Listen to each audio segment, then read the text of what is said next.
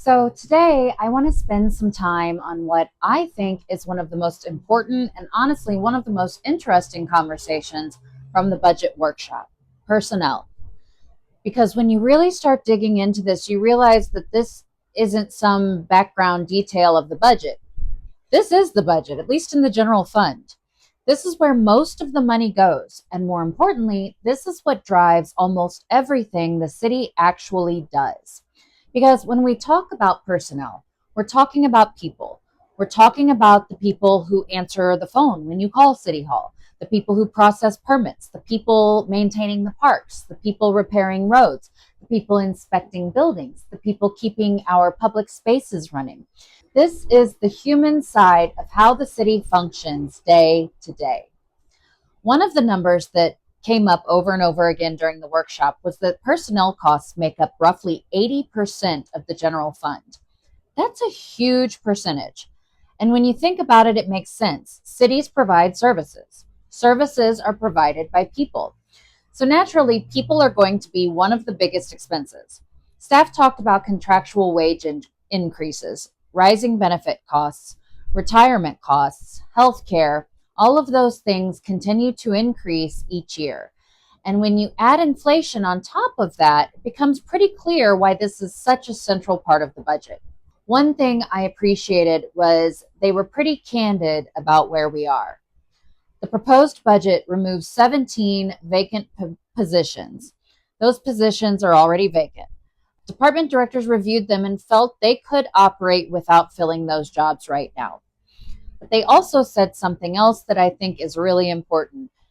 They don't believe attrition alone is going to solve the city's long-term financial challenges. So this isn't a one-time adjustment. This is an ongoing conversation. And that's where I found myself really focusing on what the commission's role is in all of this, because there's a really important distinction here. The city commission sets policy. The city manager runs the organization. Those are two very different jobs. A commissioner shouldn't be deciding who reports to whom or which employee sits in which office or how departments organize their daily work. That's operational management. But commissioners do adopt the budget. Commissioners establish priorities. Commissioners decide what success looks like, and commissioners create new departments. So if a budget includes personnel reductions or organizational changes, I think commissioners have a responsibility to understand what those policy decisions mean for residents. That's where my mind kept going during the workshop. Not who should lose a position. That's not my place and won't be. My question is more along the lines of, what does this mean 6 months from now? If somebody walks into City Hall needing a permit, is their experience different? If somebody calls Public Works, does anything change? If we're reducing positions over time, what metrics are we going to look at to know whether those changes are working? How will the commission know if service levels are staying the same, or improving, or declining? Those are the kinds of questions that I want answered before making any long-term policy decisions.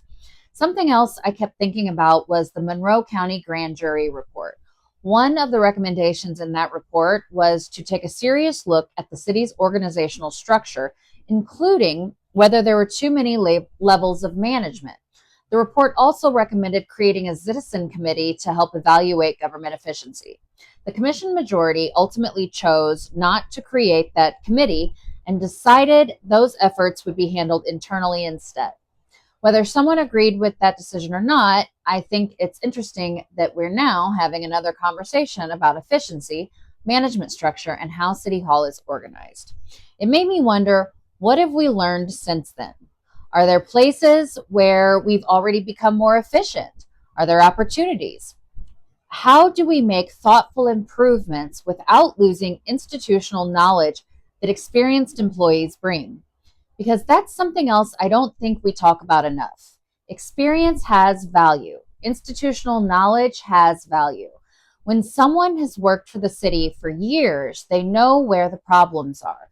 They know the history behind decisions, and they know how to solve issues that don't always show up in a budget spreadsheet. At the same time, every organization should always be asking whether it's operating as efficiently as it can. Those two ideas can both be true. One example we heard during the workshop was growth management. Several departments were brought together under one umbrella. Staff talked about better communication, cross training employees, and making the permitting process easier to navigate. Those kinds of improvements aren't about simply cutting positions. They're about looking at how work gets done and asking whether there's a better way to do it. That's the kind of conversation I think is worth having. I also thought it was important that staff acknowledged police and fire are different from many other departments. Fire has minimum staffing requirements under its contract. Police continues to deal with vacancies that are difficult to fill. So there isn't one simple formula that applies across the entire city. Every department has different operational realities. One thing I wish we had gotten into more, and maybe this comes in September, is understanding what residents would actually notice if additional reductions happen. Not because I expect commissioners to manage departments, we shouldn't be doing that, but because if the commission is adopting policies that change the organization, I think it's reasonable to ask what outcomes we're expecting.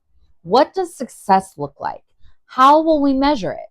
What information will come back to the commission so everyone, including the public, can see whether those changes are accomplishing what they were intended to accomplish? Those are policy questions. Those are accountability questions. And I think they're fair questions. At the end of the day, this part of the budget isn't really about payroll, it's about people.